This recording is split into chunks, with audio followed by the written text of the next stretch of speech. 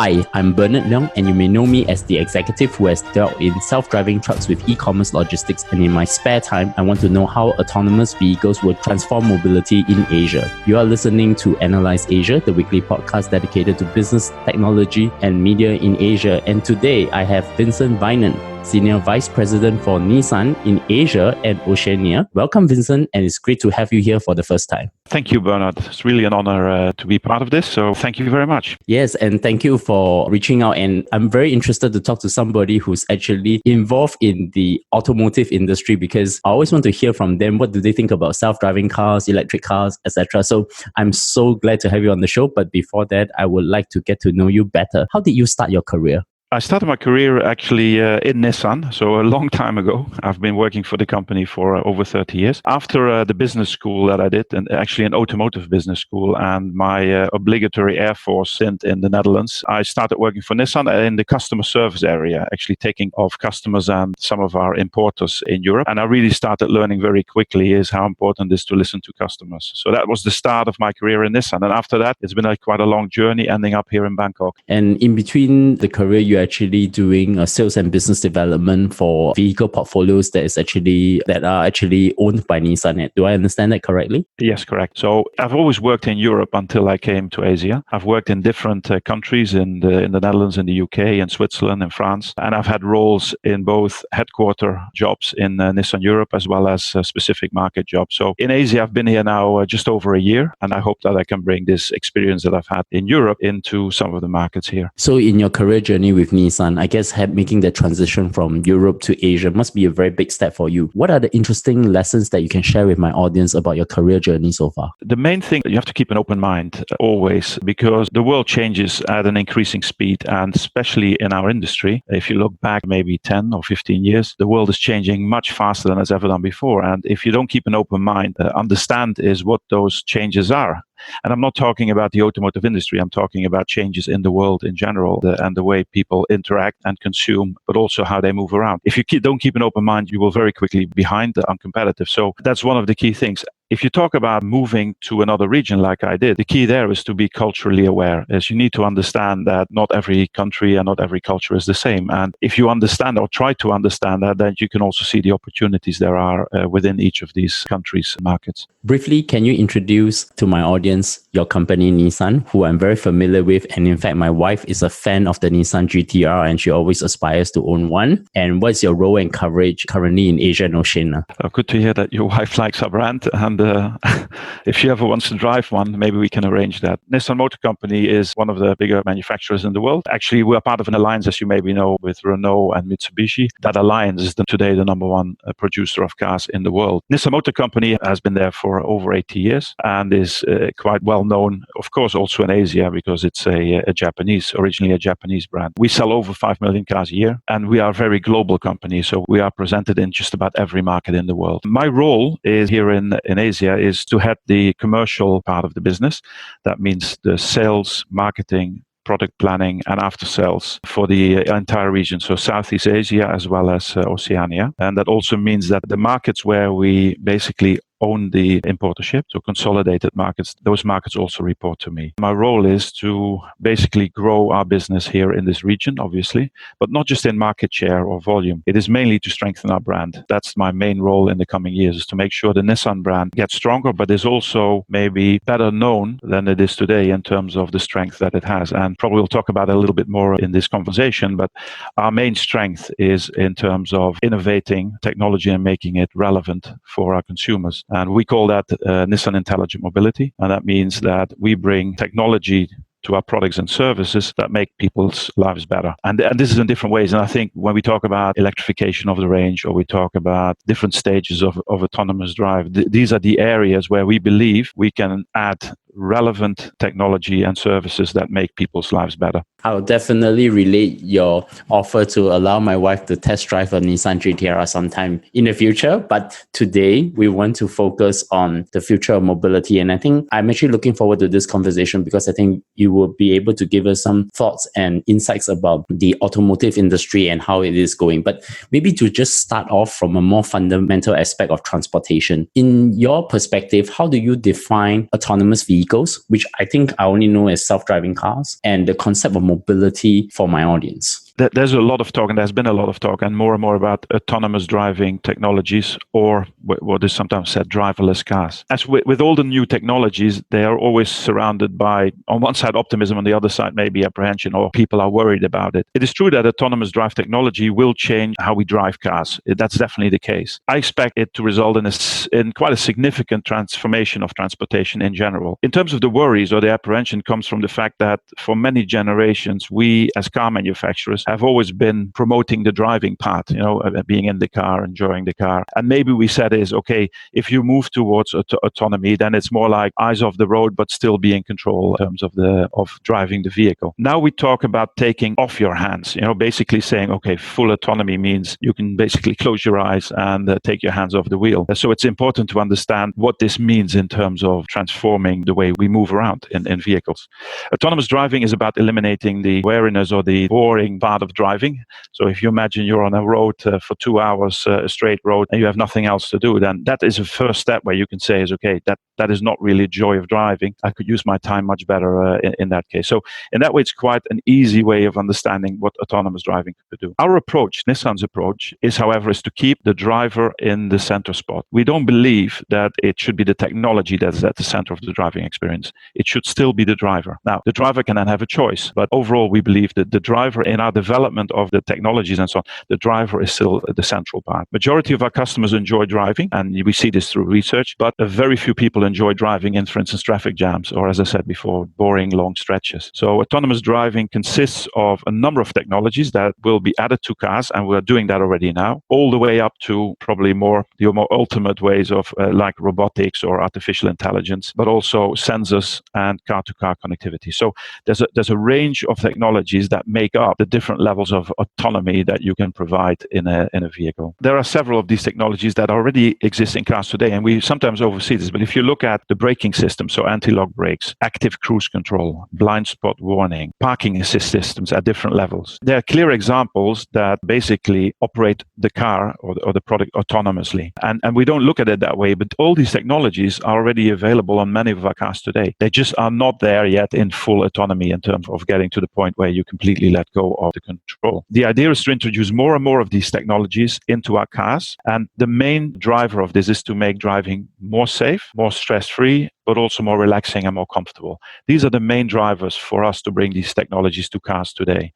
And we would like to do this on as many cars as possible. We basically call it the democratization of the technology. So it's not about having a technology which you put on your highest luxury vehicle that nobody can buy. The challenge is to make those technologies available on cars that everybody can buy. And that is our direction with Nissan Intelligent Mobility. Of course, like with every key technology, there's a lot of research and testing necessary, because especially if you move towards higher levels of autonomy, it is absolutely important that of course safety is the number one concern that we have. And there are 3 key areas there that are very important. We constantly study and evolve on how to integrate into the social, cultural, and economic environments. Each market will need to involve their policies and their governments and regulations to enable autonomous vehicles and the testing for that. And most importantly, it's now about how to make it affordable for the masses. As I said before, we want to make these technologies available to as many people as possible. In the future, people will have an option, in our view, and this is the Nissan view of the future of autonomous drive, is we always want to give people the option to either have full control of the vehicle or to for different levels of autonomous driving. But it's the choice of the consumer how far they want to take this. I just want to make one follow-up, because I think that there in the market, usually people talk about autonomous vehicle, but they also lumped it together with the electrification of vehicles. And they're actually separate technologies that are actually driving towards this autonomous vehicles trend. I would like you to actually enlighten me a little bit about how does the electrification of the vehicles play into this concept of autonomous vehicles then? If you look at the technology of an electric vehicle, then it is, in a way, it's easier to adapt some of the technologies that I mentioned before on an electric vehicle than it is on a conventional vehicle with a petrol or diesel powered engine. Because the technology of an electric car is that the wheels are driven by an electric motor, but items like steering, braking, it's no longer mechanical controlled. It's drive by wire, you can say. If you then imagine the technologies that I mentioned before that get towards the autonomy, it's much easier to apply those on an electric vehicle. One simple example is if you're in a traffic jam, an electric vehicle doesn't have a gearbox. That means that if you want the vehicle to stop and accelerate again, it is purely activating the electric motor. You don't have to engage the engine or the transmission to restart. So you can imagine that it's much more smooth and much easier to develop technology to allow that start-stop or acceleration without interference of the individual. So that's why we believe, besides all the other benefits of electric driving, which we'll maybe talk about a bit more, is it makes adaptation of some of this advanced technology easier. And also, before we move forward, I also want you to also enlighten us about the different levels of autonomous driving, because there are 5 levels, and this is actually given from the US, the Traffic Commission of Highways, which is actually talking about level 1 to level 5 autonomy. Can you talk a bit about that as well? Yeah, the classification of levels of autonomy is, we don't look at it that way, to be honest. We look at it more, as I said before, as in terms of how can we bring technologies today to the market that allow people to drive safer, more comfortable, more convenient, instead of worrying about the level 1 to 5 of autonomy. Ultimately, whether there are cars, and there will be cars that don't need any driver, that is interesting. But as I said before, our vision is that for quite a long time still, people will want to decide themselves to what level of autonomy they want to use their product. So the development of that, if we technically can develop a car that's fully autonomous, then still we believe we would allow the driver or the person that operates the vehicle is to make that choice. So the levels are more driven by, in my view, the ability to get towards full autonomy technically. But what we find more important is how the consumer, how people use this technology in the future in terms of what is relevant for them and what makes their own life easier, better, safer in terms of moving around. So we don't see it so much in terms of the stages 1, 2, 3, 4, 1, 2, 3, 4, 5. It is more about how the consumer wants to interact with the technologies that will be available, choose their own level of autonomy in that sense. Thank you for clarifying that. That comes to another interesting point. So I'm in the aviation industry, and when I think of drones, I think of that the problem of flying is already solved. What is not solved for unmanned aerial vehicles in drones, for example, in my industry, is that we haven't solved the communications, the network, and the ability to actually deal with all the unmanned air traffic that will interact with actual air traffic in the airspace. The same comes up to cars, right? When we think about autonomous vehicles, I think that the problem of driving is actually already solved because people created the steering wheel, the different gears, the acceleration, like what you talk about, you have auto parking features, cruise control, and etc., etc. But the real problem for self-driving cars is actually in 3 spaces, which I think is pretty important, which is energy, communications, and cybersecurity, because the bits in the digital world are now used to shift the atoms in the real world. So maybe I will start with the first, which is energy. What are your thoughts on the following? What are the current paradigms in energy? For example, I know that some car companies are torn between using hydrogen fuel cells and electrification of cars. How are they different, and why car companies chose one over the other, or maybe vice versa? Yes, very interesting question. And, if you look now, as the choice of powertrains has increased a lot due to the innovations that not just Nissan, but also the other car companies are doing. So we see an increasing variety in powertrains. This includes full battery operated electric vehicles, hybrid alternatives in all ways and shapes, and fuel cell as well. To be honest, as Nissan, as a company, we believe we want to, again, give people options. We don't believe it's just one that is the solution. So in that way, we believe for a period of time, you need to be able to give a choice. However, at Nissan, we do believe that the future of mobility will be in the area of electric. And that's why we decided already a long time ago, it's almost maybe already 10 years ago, that we decided to heavily invest in battery, so in full electric battery-driven vehicles. We've been making them longer than anybody else in terms of mass production, and we have a very clear plan. Nissan is we launched the first mass-produced electric car, the Leaf, and we've sold more than, I think at the moment, it's about 400,000 already on the road. So we have a lot of experience. We've had 7 years of experience with electric cars being used by everyday life, by everyday people, and it works really well, and there are no issues with it. And the evolution of that development and the evolution of development of batteries is going very fast. That means range anxiety, all those things are being removed as we speak. So our idea is that a big part of future mobility will be electric. Electric could be different levels, by the way. It can be full electric, full battery electric, but it can also be, as I said before, another combination of hybrid vehicles.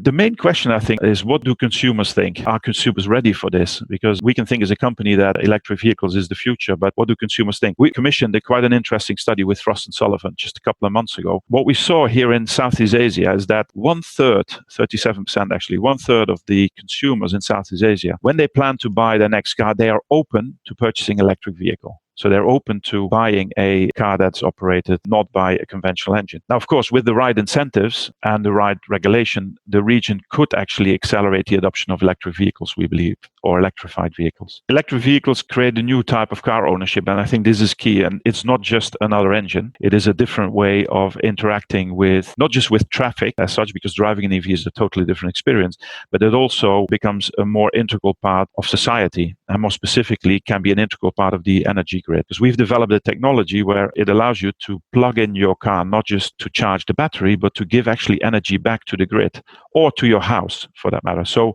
what you see here is the car suddenly doesn't become an object that moves you from A to B. The car becomes an integral part of your energy management. We believe that is the future. So more connectivity, not just connectivity like social media or through mobile phones, but also connectivity to other areas of society like energy supply. And this is why we think that electric vehicles in different forms are the future of mobility globally, but also here in this region. And also the charging capacity will need to be significantly increased, because the central question for electric vehicles is that you need to have enough charging stations for the electric cars. And one of the things when I was dealing with looking at self-driving trucks is that if I were to just have 1 or 2 trucks, it's not an issue to have charging stations. But once I have about 9 to 15 trucks, I could actually take off an entire power grid. So it also requires changing of infrastructure laws, like buildings able to transmit power as well on that. Maybe I will switch gears to think about another conversation, which is communication. I think the way I would like to think about it is like the phone. The phone used to be me taking a device to make a call, press a few numbers and call somebody. But today the phone is ubiquitous with a different meaning. It's actually a computer. It's actually a walking computer that you can carry with you. And what is happening with the self-driving revolution is that also the reason why a lot of preference to electric cars is also because that a self-driving car is best to be an electric car because it's actually digitally enhanced and it's going to be a computer, a car which is a computer as well. That lies with the communication piece. And how does autonomous vehicles resolve issues like hazard, navigation, and driving, where they need to access information from the network itself? I'm sure in Nissan, you all have developed a lot of technologies thinking about interaction with hazards, interaction with the traffic lights and all that. And in a driverless world, the traffic stack may be gone because there's enough information for cars to be able to navigate its way around the roads or the infrastructure that surrounds them. Yeah, you're right. Your story about the drone is no different for cars in that sense, because you can manage a lot with the technology, but maybe not everything. So you need to find solutions for that. The advances in artificial intelligence are making cars smarter and more responsive, obviously. So from a technology point of view, we can take this quite far in terms of this ability to maneuver around places, even if they're not always predictable situations. We have a solution for this, for these unpredictable situations, and that is called the SAM system, which is the Nissan Seamless Autonomous Mobility System. How it works is as follows: is if you imagine that an autonomous vehicle is moving through a city and comes across an accident. So this is an unexpected event. This is not a traffic light or something that can be predicted. Policeman is standing there and stopping everybody or waving his hands to basically say, okay, please go to the other side of the street. So crossing double yellow lines and avoid against the traffic lights and avoid the accident. Now, an autonomous vehicle will not necessarily do this, because that would put the person in danger if the vehicle would react to that without a very clear instruction. So the solution here is that the vehicle sensors, of course, they will be able to tell us all of those, what I would say, more predictable obstacles. But when it comes to one of these obstacles, it doesn't work. So at that moment, basically the vehicle will interface with a mobility manager, we would call it, that would then basically support the vehicle to maneuver around this obstacle. This would be, the person in the car would not notice this, of course, but the vehicle would automatically connect with the first available mobility manager, and he uses the images that he sees from the vehicle and basically maneuvers the vehicle around this place, and then the vehicle takes over again, as it would do before. Of course, ultimately, with artificial intelligence, the learning process of that will further grow and grow. So the need for intervention will be less and less. But we believe still we would need that solution, what we call the SEM solution, to manage those unpredictable situations where they occur. And I think that is the most practical solution to get to a full autonomy in full safety, because it will always be the prerequisite. The safety has to be priority number one in all of these cases.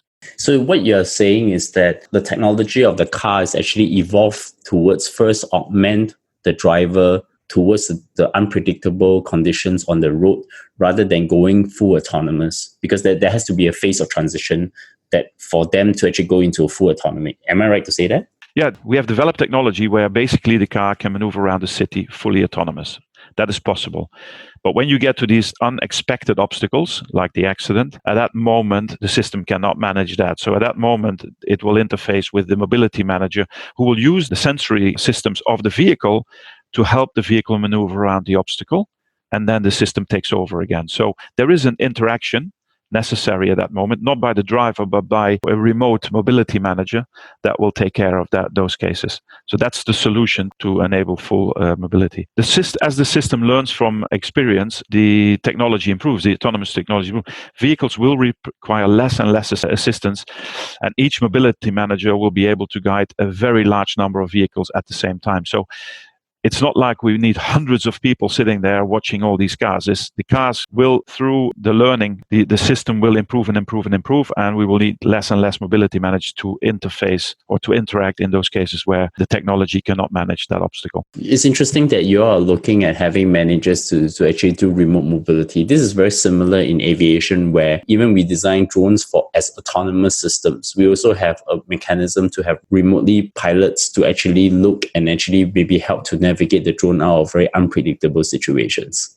Yes. Yeah, I think it's no different. I think at this moment, that is the way we think we can manage this, what we would call full autonomy in the future. I think one of the most underrated features that people don't talk about is actually cybersecurity. In fact, somebody asked me what's the future of drone applications, and I always say that, where technology developed for the next 2-3 years, and then I would just tell them, look, the most important thing is cybersecurity. Self-driving cars being digital computers, they are not immune from computer virus. So how are self-driving cars immunized from hackers, and what do we need to do to ensure safe and secure cars then? Yeah, this is not just for cars. I think the news today again was hacking becomes a big problem everywhere. For us, this is extremely important, of course. So we will continue to develop firewalls and use encryption technology to make sure that this risk is minimized. All safety-related systems at Nissan are completely and thoroughly checked for vulnerabilities. That's our obligation as a company. We're also a member of ISACA, the Information Systems Audit and Control Association,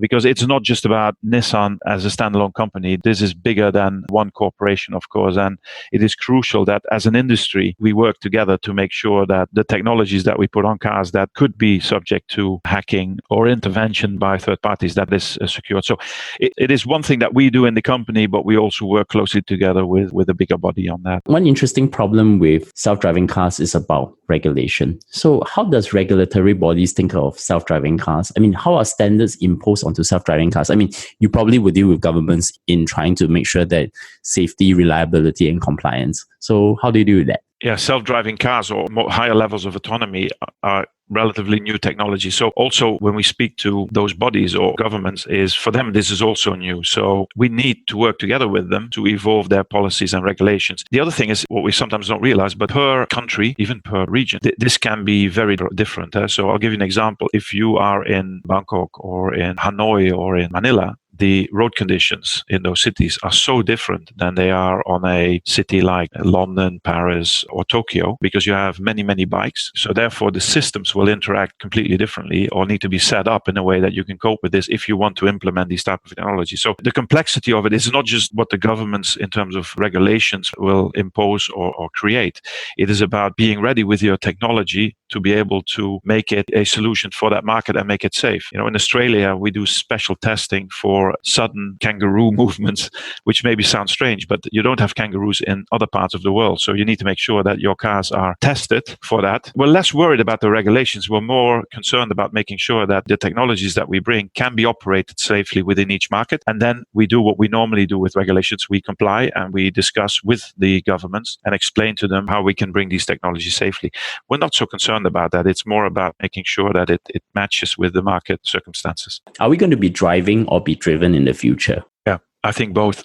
As I said before, is we think a bit differently about the future of driving. Is we keep the driver at the center of our development, not the technology, because we believe the technology is there to enhance the driving. And whether that's full autonomy in some cases, because it helps the driver to spend his time more in a different way, but it can be different levels of autonomy. The key driver for us is that it gives the driver more freedom, more option, and more control to basically manage their own everyday life. And this is different per customer. It is not the same for everybody. So we believe it's both. You can be, ultimately, the technology will be there where you can be driven if you choose to be driven. But if you want to drive, you can drive. And if you enjoy driving, you maybe want to choose to do that. So this is the way we see it. It's not one or the other. And it's definitely not going to be only be driven. We don't think so. Nowadays, we have ride-sharing services like Uber, Lyft, Grab, and Gojek. What are the key trends in mobility and transportation for Asia then? What we have to consider is, in general, what is happening, not just in terms of mobility or transportation, but the bigger picture. First of all, think about air pollution. I live it here every day. The air, because of the enormous amount of people that live here, plus still the emissions from vehicles is very high, and it has actually risen in this region by 71% since 1990. So that is an issue in itself, air pollution. We need to think about that. Secondly, urbanization. East Asia and the Pacific region is the world's rapid urbanizing region. The average urbanization rate is at the moment 3%. And by the end of this year, half of the region's population will be in urban areas. Jakarta, Bangkok, Manila, huge concentrations of people. And that changes the way you look at mobility and the solutions that you need to offer. Digitization, you mentioned it before. There are more mobile phones in this region than there are people at the moment. In countries like Thailand, Indonesia, Philippines, people on average spend more than 3 hours on social media every day. It is something you need to consider. So if you spend time in the car or you're driving, you need to understand is that people are interacting with each other through social media or mobile connection almost the whole day. So you need to also make sure in your mobility you consider that. And then power sources, as you asked me before, is what are the changes in power sources? And we believe that battery-driven electric vehicles or hybrid alternatives are the future. But for that, you need to make sure the infrastructure is there as well, whether it's charging infrastructure or it is, as you said, the regulations and the rules that are around the different ways of moving around in a vehicle. Nissan's solution to that is Nissan Intelligent Mobility, where we look at these different elements to find the solutions to address these key trends that are happening.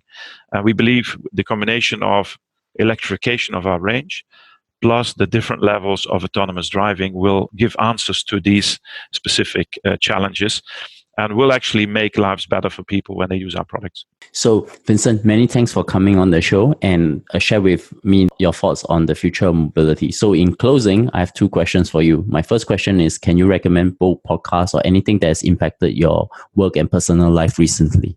Yeah, I was thinking about whether it should be a book, but there's two things that I've just gone through last month, which for me personally was very, on one side, encouraging, but also exciting. I joined the first World's Women's Forum in Singapore. And as a male in front of 800 predominantly ladies, it can be quite intimidating. But why I want to mention it, because it was very encouraging for me to see that within these discussions that we had there, which was a lot about, of course, inclusiveness, gender diversity, and so on. But a big part of the discussion was about these trends that we just talked about and how mobility can be more inclusive.